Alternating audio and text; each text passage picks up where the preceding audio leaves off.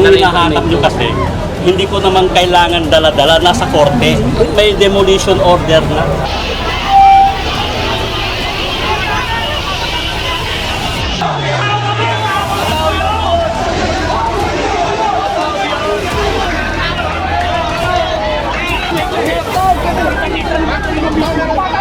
Kahit saan sila nag-file ko, wala silang may papakitang PRO ngayon.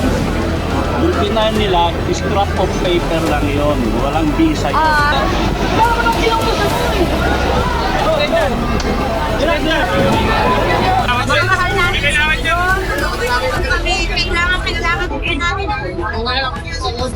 Kasalpuyan po kami illegal na dinidemolish po. And this is final notice of demolition. Yung order wala ho dito, paano sila ibabakik, paano sila i-relocate, ano yung order na gagawin sa mga family, ano yung mga relocation. This is final notice. So ano yung plano sa kanila? Basta i-demolish sila,